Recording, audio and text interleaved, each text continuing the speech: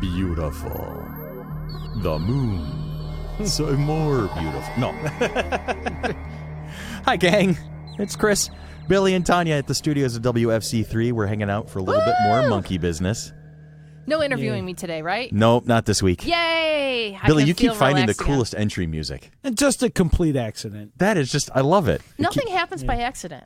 Everything is a By coincidence? fate. Yes, it was your destiny to find that for us today. Excellent. I'm glad. Has anybody ever read Dirk Gently's Holistic Detective Agency? I have not, and I like Douglas Adams, too. I've read both of the books, and now there's a TV series with Elijah Wood playing the sidekick in it. Is it on like BBC BBC America, yeah. I caught half of an episode last night while I was like trying to avoid sleep on the couch, but I was falling asleep anyway. I that kind of a gotta thing. write that down and remember reading the books. But everything is always connected. There's no such thing as coincidence. Everything is always fitting into something else, and he finds himself in the weirdest situations, kind of like we do. You know, we find ourselves in the weirdest situations because of the decisions that we make typically.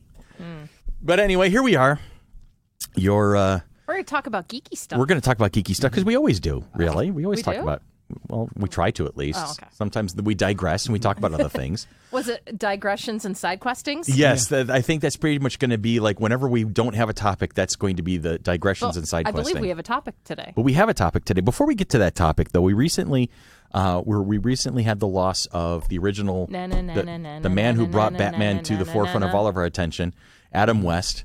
And he passed away at, 88? 88, yeah. After a short battle with leukemia. Yep. I met him a couple years ago at Fan Expo in Toronto. Him and Burt Ward did a panel. And, that had to be fabulous. And photo op, so we sprung for the $100 or whatever it is, and I got my picture taken with the true Batman and Robin. Batman. And it's funny, I was watching a little blurb on Facebook the other day. I think it was either Friday or Saturday, and they were talking about all the different Batmans, and it was the Big Bang Theory cast was driving Burt Ward we posted that clip from Big Bang Theory on the FC3 site. Maybe that's where I saw it, and it was like, he's the only one that didn't have to have muscles in the suit. Everything was 100% grade A West. I thought that was like the best line I didn't have to say I was Batman. I walked into the room and everybody knew I was Batman. He was, that show worked on so many levels. When you're a little kid, that show's just action and fun. And then there's always like a short period where I don't like that show. But then you grow up and you realize how hilarious it is. Yeah. And you love it again. Definite cheese factor in it. But it was the huge camp and cheese factor. And I think... And if I may take it up to the movies, take it up to the movies when Michael Keaton and Tim Burton left the Batman franchise, and was it Joel Schumacher? Schumacher and first Val Kilmer. Yeah, when he tried to take the movie franchise and make it kind of like the movie version of the TV series, that's where it all went wrong. Yeah, I think because he just didn't. It's lightning that only struck once. Exactly. Although there is one last Adam West as Batman coming out. They did a couple years ago an animated feature called The Return of the Dynamic Duo. Oh, I'd heard something about that. And I borrowed it from the library, and it's pretty cute. It's worth a look. Okay. And there's a sequel coming out that Adam West had just finished voicing. It's going to be out, I think, later this year, where Two-Face, who never was on the TV show, gets to be on, but gets to be in the Adam West version of Batman. So Adam West, Burt Ward recreate their roles that made them famous. And just one quick thing, because I think it's phenomenal. Go ahead.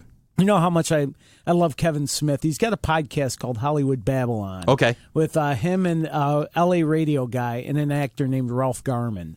Okay. And Ralph Garman was instrumental in Adam West getting his star in the Hollywood Walk of Fame. He wound up becoming a really good friend of Adam West's over the years. And so Adam got radio and they wound up becoming really good friends. And on this past week's episode of Hollywood Babylon, every week they do a segment called Tinseltown Stiffs, where they salute celebrities who've passed over the week. What a gentle way of putting it. Well, it's a funny segment. It always turns, sort of really nice. And this week where they salute Adam West with Ralph basically in tears. Wow. It's a really, really touching, but still some funny stories. That segment alone lasts about 20 minutes to half an hour. And if you love Adam West, you definitely want to hear Ralph Garman talk about his friendship with Adam West. Go to smodcast.com, look at Hollywood Babylon, and find that week's episode. I will make sure to do that. And also another sort of geeky, not legend, but someone you'd know passed away yesterday, Stephen Furst. From Animal House. Oh, no, Veer? Yeah. Veer from Babylon 5 and Flounder from Animal House. Exactly. Yeah. Really? Age 63, complications of diabetes. Well, he was always a big fella. Yeah, so Wow, he passed away that's yesterday, so I figure we should also give him his kudos. I'm absolutely good with that. I mean, he's just one of those great actors. He was also in St. Elsewhere, if I remember correctly, wasn't he? Yes, he was. And just a hell of a guy. I've seen interviews with him in the past. Oh, man, I was hoping to put him on the list of future guests, too. Well, I'm surprised we haven't, considering our past. Yeah, well, there we go. There's our third. There's the third. We lost somebody who Georgie Animal Steel who we signed and couldn't make it. We lost somebody who signed and then who passed before he could make it, and now we had somebody pass before we could even consider to invite them. Yeah. You know, Or you thought about it. Yeah, no, too late. All right, that's it. But that's unfortunate. R.I.P. Rest in peace, Stephen Dorff.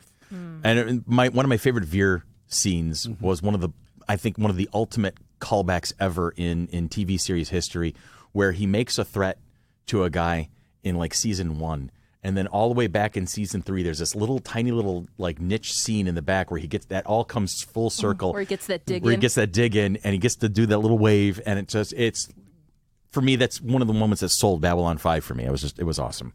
All right, so Stephen Furst and Adam West no longer with us, and we will miss the both of them for their contributions to entertainment. Yep. So what are we going to talk about today? We found lists. Topic. We found a Billy topic. Well, I found this list. I thought it was amusing. Okay. 27 things only people who grew up nerdy understand. All right. And we discussed that we all grew up sort of nerdy. So, thought we'd go through this list and see what we think. My nerdiness didn't really hit until I was in the 20s. So you were a late bloomer. See, this first one, the first one on the list, I think is universal. Nerdy or not. Hey, you guys. Ow. Making a karma.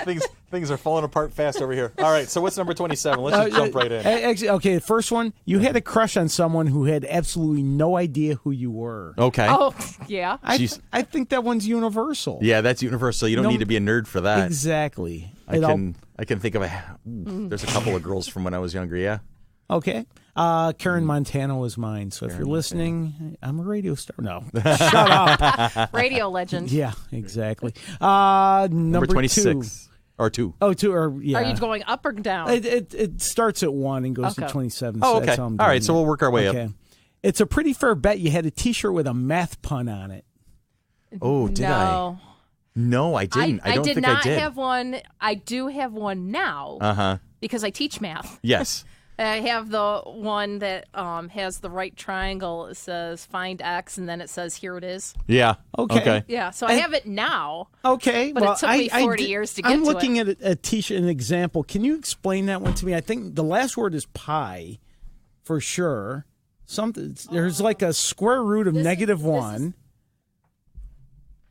The square root of -1 is an imaginary number, so it's I. Okay. 8. I some pi. That's funny. I ate some pie because 2 to the 3rd is 2 times 2 times 2, which would be 8. This is the sum symbol for I did know Greek that symbol, and then pi. Then pi I knew, and then underneath and it says delicious. and it was delicious. There you go. Okay, so I understand that now. So yeah, I have to explain this. Then there's my favorite pie chart, which is actually a pie, an actual pie, looking down at it with a chunk of it missing, and then so the two colors. The color of the pie itself is pie I have not eaten yet, and then the gap is pie I have eaten already. So that's the I've seen that meme running around. So okay. So I'm trying to think if I had a math pun. My favorite sort of pun T-shirt that I had was it punny? It was a bunch of peppers and it said I'm a pepper, you're a pepper. Wouldn't you like to be a pepper too? Yeah. So that was, but it's not math. All right. So I'm 1 for 1 now so far. Number 3, PE was your idea of hell. Yeah. Yeah, I never got to. I really had a hard time with the rope in gym class because I couldn't do that. I couldn't do it. I could maybe get about 4 or 5 feet off the ground, and then I was coming down hard. Hard. I could never do the rope either. I think that's what every nerd remembers about gym class. And in here, there's a screenshot of the Freaks and Geeks cast. I remember when I was in 6th grade, we had this whole gymnastics stuff, like the pommel horse and the balance beam and things like that. School. And I remember like one of my last runs down in the very last gymnastics class at 6th grade. Going over the vault? I hit the springboard. I hit it badly. I slam into the vault and I go flipping over, and I'm like literally I managed to grab one of the rungs for all my life, and so I'm hanging upside down with my feet sticking up in the air on the other side of the horse, and going, yeah, I'm having fun now. Yeah, that's great. This is good. Yeah, no, I didn't actually mind gym class, but we also, when I was in high school, we had the choice of picking different things to do out of a certain. See, in high school we could do that. You know, we could swim, or we could play basketball or field hockey. I don't seem to recall. I mean, yeah, I couldn't climb the freaking rope. See, to save my life. College was great for phys ed because I took a semester. I took a semester of karate and a semester of fencing. Oh, nice! And a semester of racquetball. Okay. But also, you have to remember, I was a cheerleader since like elementary school, so that didn't bother me. Screenshot, it didn't happen. Okay. I do have. I know. I've seen pictures of you. That was before the skirts were like super freaking short. Yeah, I didn't mind gym class all the time either. It depended on what we had to do, I suppose. Number 4 is a GIF or a GIF, GIF. This is how you reacted when your PE teacher announced you had a dancing unit. Then there's someone just looking not happy. So, dancing units and gym class. I'm not even familiar with that. I remember. Oh, square dancing. Come on. They did a square dancing unit. Elementary school. I think it was like 4th or 5th grade. That was scary and embarrassing and created much hate. But see, the thing is, I like to dance. You do. That's true. You just randomly start boogieing over there. Like now. Right. To the music in my head. To the music that only Tanya can hear. I have no rhythm, so that's how I would have reacted if they told me I had to dance. All right, what do we got next? Nothing made you happier than getting your hands on one of these. And then there's a picture of the Scholastic Arrow Book Club news where you get to pick 5 books, get one free. That was so exciting. I would bring that home and be like, I want this one, this be awesome. You know, I can't wait when my 8-year-old brings his home. And like the Scholastic Book Fair, he's like, we got to go. Is that still a thing? Does that still exists? Yes. This many years later? That's awesome. Oh, yeah. That's great. Did you guys have Riff Reading is Fundamental? Yes. Did you, like, once a year get to go down where they just had a ton of books and you got to pick one and bring one home? Yep, I do remember that. I always loved that. So that's good stuff. Number 6 is you read so much, in fact, that your teacher gave you extra books to read at a higher reading level because you breezed through all the ones at yours. Yeah, no, I can't admit to that. I was not that avid a reader. It was usually like summertime when I would be reading stuff, and then it wasn't until like deep into high school that I would start reading stuff. But it was that I wanted to read. Right. I wasn't reading school materials all that much. Oh no, I wasn't reading school materials, but I just remember one of my classmates who happens to share the same birthday as I do. We're the same age. Both of us just loved reading so much and things like that we ended up like going to the library and started doing all these little mini projects for our teacher on like stones, and then we'd get a thing, do a little book report on this, and then we'd do a book report on that, and it was just like, thinking back now, we're like, what the hell was I doing? Yeah, I used to write extra book reports for extra credit just because I read the books. Yeah, I wouldn't. That's not me, unfortunately. But the weird thing I can't claim that one. I was like reading books about the history of like old time comedy of the 40s, and I'd read books about the Marx Brothers and stuff. I was definitely a Little House on the Prairie series. Go back and reread those. As you said, Anna Green Gables. I read that series. It just gets difficult when they like do more and more and more books about it, because then they're like, okay, whatever. Okay, next one. Photos of you are unmistakable because of the sheer glint of braces and glasses. The frames were this big. Oh, the aviator frames. I went through an aviator frame period. I started wearing glasses when I was 12. And I got you beat. Up until I was, I would say even after college, I still wore the big aviator frames. So yeah, they were ridiculous looking. I didn't have had the big plastic round frames and the braces, and yeah, it was not pretty. Okay. Definitely not pretty. Okay, we're on to the next one. We have you spent at least one summer at an educational camp. Oh, yeah. I did that. I did that a couple summers. Classes at the museum. I did, I remember a movie-making class that I did when I was in an astronomy class at the planetarium when I was 9. That was great because we got to use the big scope on the top of the planetarium at night. That was cool. And then like a couple of like geology and paleontology classes for kids. Yeah, I'm trying to remember if this was junior. I think it was junior high or early high school. There was a thing called PRISM. PRISM. I thought you were going to say prison. No, not prison. That's how it comes. But PRISM. That was for high school, not junior high. It was. We went to RIT or junior or U of R. I think it was RIT, where we took different classes and things and built like model rockets and did all kinds of fun stuff for a couple weeks in the summer, and then got to go back to our little junior high where we held a like a science fair type thing. That is cool. So that was one that I was in. I'm sorry, mine wasn't geeky. I actually went to summer camp down on Canandaigua Lake, which I think it's now, it was the YWCA camp or whatever, but I don't Stella Mars? No, on Canandaigua Lake. Oh, okay. But we were able to go horseback riding and doing like all. So good old fashioned summer camp type stuff. Yeah, I actually went to summer camp for like a week or 2 weeks, and then they had a winter camp at the same place during like the February break. So we did downhill skiing and things like that. So I actually did it, and I woke up one day and I'm like, I can see, and I didn't realize that I fell asleep with my glasses on. I'm like, oh, it's a miracle, I can see. They're like, you're wearing your glasses. I'm like, oh.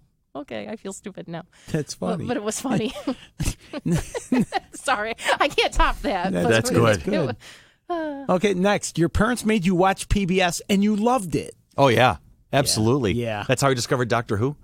Oh, yeah. You know? Wasn't Lawrence Welk on PBS? No. When I was a kid, he was on Channel 8. Yeah. Yeah. And it's like not only Doctor Who, but Monty Python. And All Creatures Great and Small, Mystery, Masterpiece Theater. I even found interesting once in a while. I was a little kid before cable. So same here.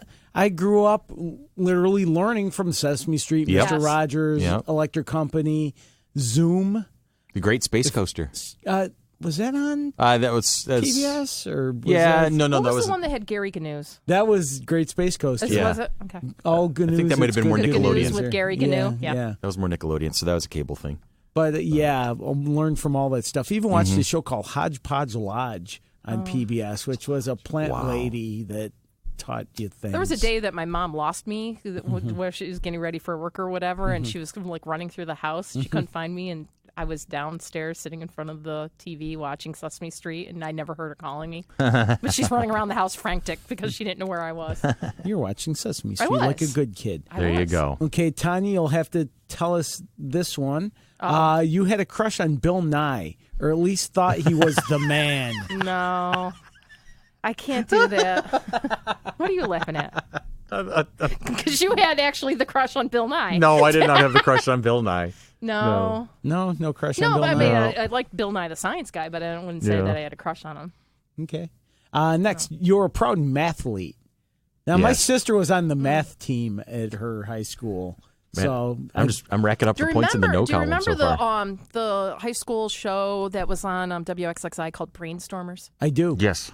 I was on the Brainstormers team for HFL. I wasn't necessarily one of the contestants that would go in, but I was like one of their backup type people. So you were the reserve. I was the reserve because I couldn't come up with all those facts or whatever. But quick, Cindy, pull the quad. Send in Tanya. There you go. Kidding.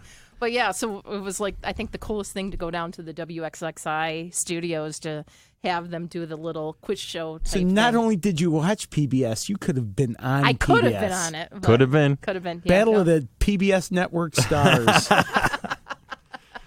Math and I have never been good friends. I don't think. I think my chance to be a mathlete. Chris calls me when his daughter or son have when they have math homework problems. I said, Tanya, and my kid calls him for English stuff, even though I'm an English major. That math, they don't believe me. Math wasn't my strong suit either. Let's see. Well, this one, Tanya will be the only one then. You had pi memorized out to 40 places. Nope. Yeah, me neither. I think it's 3.141579. I only get as far as 3.14. Yeah. So. And there's numbers. There's more numbers. And I like to eat pie. There you go. Yeah, I'm really not a big pie fan. Key lime. Chocolate mousse. What number are we on? 13. We lost 13. Track. Lucky number 13. Lay it on me. If you were lucky, you had at least one friend who was 100% on your nerd wavelength. Oh, yeah. Yeah, absolutely. You always got to have the one that's your go-to friend. It's Dan for me, really. We met when we were like 14, and we became best friends. I think like by the time we were like junior, senior high school, we were inseparable at that point. I didn't get any nerd-type friends until I was in my 20s. Well, like I said, late bloomer. Yes. But you're here. You're in the party, so that's all that matters. I am in the party. That's all that matters. Sam Forrest, if you're out there, you're my nerd friend. There you go. Let's see. Number 14. The only time you watched ESPN was when the spelling bee was on. No. I like ESPN. I like sports. The 15. You're quick to raise your hand in class. It depends on if I knew the answer, because I wasn't necessarily willing to take the risk, and I'd be going, please don't call on me. It depended on the class. History class. Mm-hmm. Yeah, for me, it depended on the class. I could answer in math, but I could not answer in history. See, yeah, like math and chemistry and biology and stuff like that, I'd be hiding in the background playing, dear God, don't call on me. Deer in the headlights look. Yeah. So the idea of looking smart is to not willy-nilly raise your hand at everything. You got to know, you got to pick your spots. You got to pick your battles. Yep. And being a teacher now, I prep my kids that I will be asking them a specific question or whatever, and I prep them just because at least my students, they don't like to take that risk because they're afraid they're going to be wrong. And since I teach math, that happens to be the subject that they absolutely hate, and they're devastated with it because it's a challenge for them. So I will always like prep them, or I at least assess while I'm teaching that I think that they're going to be able to answer the question or prompt them through there, because we don't want them to necessarily feel bad about themselves. You said assess while teaching, because for a second there I thought you said Szechuan teaching, and I was about to go for Chinese food right there. Actually, I am pretty hungry. I could go for something right now. Little Chinese food. I'm looking forward to the porterhouse steaks that we're cooking later. That sounds good. Some good cow. Okay. Yes. Next, you always did the extra credit. Not always, but I did often. If there were bonus questions on the test, I would try them. But here's the thing: it wasn't because I was trying to get extra credit. It was because I was trying to survive. My grades sucked so bad more often than not. I was trying to get the extra credit and to boost my grades up. Well, then the next one is basically you were the teacher's pet, except when you corrected their grammar. You know what? That's what happened to me in like 7th grade. I was called teacher's pet, or I was called a brain, because I was the only one in my English class that was able to get all the spelling words right, because I'm usually a really good speller, except for now I'm like losing my mind. But I was called a brain, and therefore ever since then I wouldn't get any not straight A's anymore. I was like getting B's and C's, and I was just like, whatever, became lackadaisical at my work because I was called that brain, and I'm just like, I didn't want to be a part of that culture. Yeah. So you sabotaged yourself, didn't you? I did. Now I know where my kid gets it from. Yeah, there you go. But I still had an 80-plus average, whereas my kid, not so much. I still did most of my homework and things like that, and I didn't necessarily avoid it. I just procrastinated on it. Yep. This next one I had a different version of, but you didn't know any songs from the top 40 because you listened to classical music. See, with me, it was always oldies. It wasn't classical music, but I knew more about Elvis and even like old movie musicals. Okay. Like I loved, like Singing in the Rain. I loved big band music. Even I was the only like kid that would go to the library and borrow, Buddy Rich records and Glenn Miller records, that type of thing. So I was listening to big band and like oldies rock and roll when I was a kid, and just really weird, I guess. My parents had a stereo that had an 8-track on it. Oh, jeez. So what are you doing? Oh, they still have that stereo. Do they really? I think so. I think it's out on my dad's outbuilding. But yeah, so it's like, I remember going to the New York State Fair and seeing Three Dog Night. Oh, boy. Okay. Yeah, and that was probably early 80s. So you were in the top 40 music, or did you? I did in high school, but like now, no, I'm not necessarily top 40. I'm definitely back to the 60s, 70s, 80s type thing as I am going to Journey this week. Nice. Woohoo! I knew I was in trouble when in junior high I had been listening to ABBA. Love ABBA. And a few other bands of that nature. And then I get to school after a summer, and the guys are talking about Crew and You're like, well, huh? Yeah, and Billy Squire and all this other stuff, and I'm like, I'm gonna keep my mouth shut. I'm gonna just keep my mouth shut. And that's Billy actually Idol? Well, by the time I got to 8th grade is when I had friends that were taking pity on my musical choices, and that's when I started getting introduced to Pink Floyd. Hey guys, check out the new Manilow record. Yeah, there you go. Neil Diamond. Neil Diamond. Yeah. But then I started getting introduced to Queen and Pink Floyd and Zeppelin and things like that, and that's where kind of like my conversion therapy began. Okay. Next, you bragged about all the honors classes you were in. Did you brag about them? I took AP U.S. History, and that was the worst choice ever because I just couldn't remember anything, and I think that's maybe why I am so bad at history and not liking the subject matter, and this one like absolutely loves it, and I can't stand it. And I think it's probably because I failed the AP exam with a 1. Oh boy! Oh yeah, horrible. I'm like, it was like traumatic experience, and then I got 63 on the Regents in June, a 63 again on the Regents in August. So now I'm in my senior year, and I have to pass that damn exam, and I got a 66 on it, and I'm like, woohoo! Type thing. And you're like a special episode of Saved by the Bell. Oh, yeah, seriously. So I mean, and Jessie meets her match, and that was truly like that was that block, that mental block is.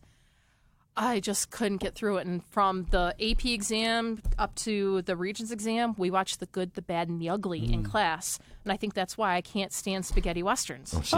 Because we were subjected to that instead of because we were in an AP class. So we didn't have to prep for the Regents because we took the AP exam. Well, dummy over here. Couldn't do so well on the AP exam. So I think that's where like my mental block comes from for U.S. history. Global, I'm actually pretty good at, but... I never took any AP. I did my senior year. I did take the worst choice ever. I took a political science class, which was basically structured to be a college class, and the teacher who had it was all out. He threw you to the wolves if you were not ready for him. Mr. Pilliter, he was one of the best teachers in Aquinas history. Just an amazing man. But he told you right out from the beginning, this class is a college class. Brace yourselves, buckle up, and get ready. And so that was really my first opportunity, was seeing something that was a little bit more than your usual high school event. But that was the only class I ever took that would be considered kind of an advanced class. I took some honors and Regents classes, but no AP. So I think I was going to say I think I got off lucky, but oh shoot, did I just close that window? Nope, there we go. Oh, yeah. Next, number 20. When you watched Back to the Future, you related more to George than Marty. That's a good question. I think it was kind of a toss-up. George? George was the father. You go back in time. He was the uber nerd, very awkward. No. You are my density. I do, for sure. I wanted to be Marty, but I was George. I was not short enough to be Marty. So I don't know. It's a tough. I think maybe a little bit of both. A little bit of both. Maybe you had the crush on the girl that didn't know you existed. Well, there's that. Yeah. Yeah, there's that, definitely.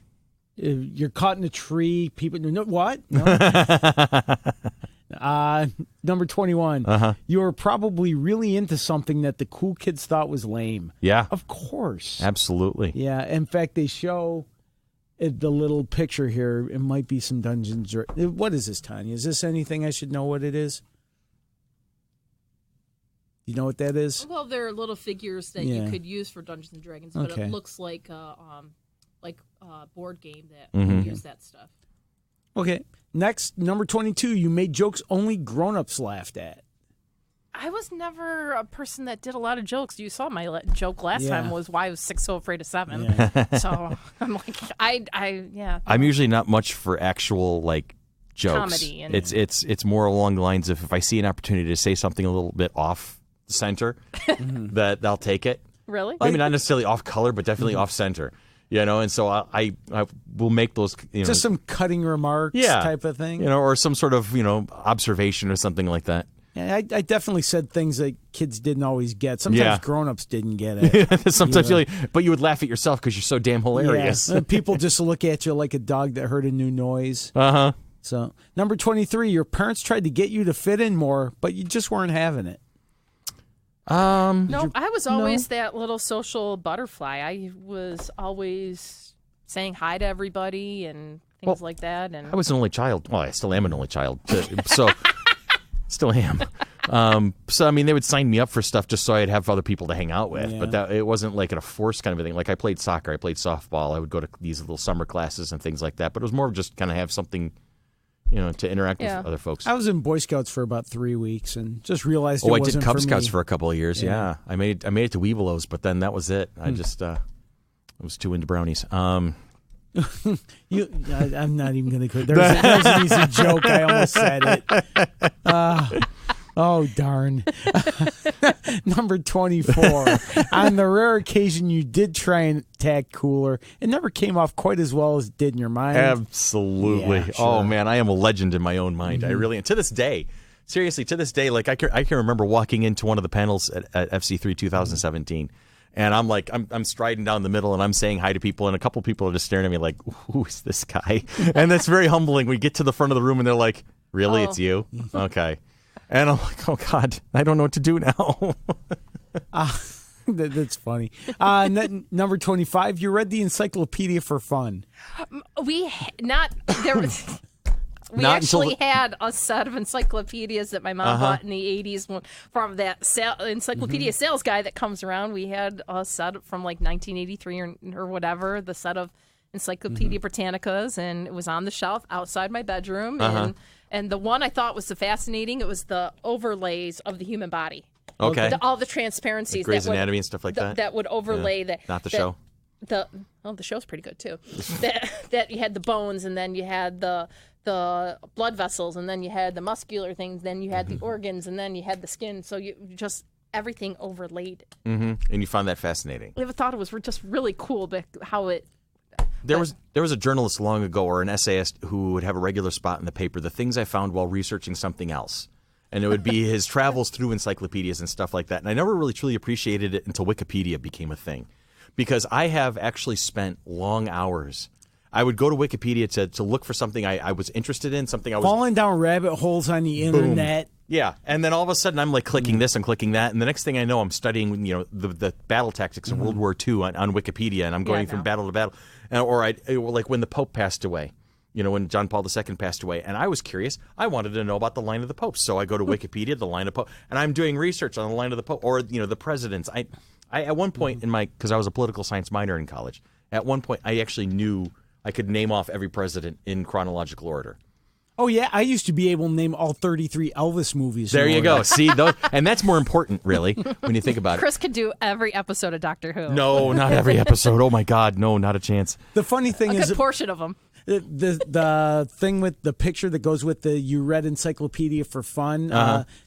take a look at this. Do you remember this commercial? As soon as I saw this kid, I go, was my oh, set. Yeah, that kid. Remember, oh, my God, I've seen that picture. Yeah. I don't know who he is, but there's a picture that goes with it. There was a commercial for the encyclopedias. The mullet speaks volumes of that volume. Kid. Number 26, we're in the home stretch. Yeah. You almost certainly enjoyed looking up words in the dictionary, too. I did, once in a while. That was the best thing about doing like definitions and doing notes or whatever and doing vocabulary is using that dictionary skill to go through. And kids these days don't have those skills. No, they don't. They can't look something up in a book. If you handed them, or if you took them to the library and showed them the old card catalog, that they'd be lost. I lit into my 18-year-old soon-to-be graduate this week about doing research for whatever his project is, and that he's just like, whatever, lackadaisical. I'm like, you don't understand. You have the internet. You have this at your disposal. I had to go to the library and look stuff up in a catalog and then put it on index cards. You have all this that you can copy and paste and put into your own words. Do you know how easy you have it? And he just looks at me like, what? They have the entirety of human knowledge and human history at their disposal, and they watch Minecraft videos. Oh, my God. I'm like, I just wanted to throttle him. I'm just like, are you kidding me? Yeah. I'm like, you don't understand that. I'm like, had we had this when I was in high school, it would have been so much easier. Yeah, I was just thinking about that. I'm like, are you kidding me? Earlier this week, I went to the library to borrow a book. And just being able to go to the little computer kiosk and, it's and here. look something up. I remember the card catalog. And then you're like, oh, crap. What was the name of that author? What was the number? And then going to find 142.67 in the biography section. However, I would like to go to the Smithsonian Library or whatever and go find that secret presidential book that was in National Treasure. Okay. the president's book. I would like to look at the card catalog there you for go. that. Okay. Okay, and very last one, also a visual, but I get a kick out of it. Lastly, you knew while growing up, nerdy wasn't always easy. Things would get better. And underneath is a picture of George Clooney as a kid and George Clooney now. Oh, yeah. And George Absolutely. Clooney as a kid looks a little like Tony Bichetta. I know. Yeah, he does, doesn't he? So, Tony, if you're listening, Tony, you're going to be George Clooney. There you go. Woohoo! Things are going to end well for you, Tone. It's all good, man. So that's what we fantastic. have there. So is there anything else just like from our childhood that like we would understand or know for being... I don't know. That list was pretty comprehensive. That covered a lot of bases. I'm good. I don't know. I'm trying to think, but that list was pretty funny to me. Everything. You know what? If there's an observation I can make, it's how many things that were nerdy and socially unacceptable when we were younger are now mainstream today. Oh, yeah. Except for looking stuff up in a card catalog. Well, there's that. There's that. And the encyclopedia. Phenomenal. One last thing I thought was funny, just because it shows the difference in times. Before we recorded this podcast, I did a radio show where I played some music. And one of the songs I played was an Elton John song called "Teacher, I Need You." Jeez. Yeah, I heard that on the drive up. Yeah. And nowadays, there's no way that, maybe that song makes it on the radio, but it's a completely different song. Because back then, you could have a crush on your teacher. But nowadays, you could have a crush on your teacher. You could probably have the crush on the teacher. You could probably follow through with it, though. Your teacher's probably going to have a crush on you, too. Yeah, exactly. Oh, boy. So... Anyway. Let me... Oh, shoot. All my sound effects went away. No. Let me call them back so that we can get out of here. There we go. Anybody got some final last words? I think I'm in good shape at the moment. Excellent, because now it's going to be 90 and it looks like it's going to pour outside. Yeah. I know. I got to go home and move our grill into the garage area. Oh, yay. Yeah. I'm going to go find some things to do. Okay, here we go. So, and there you have it.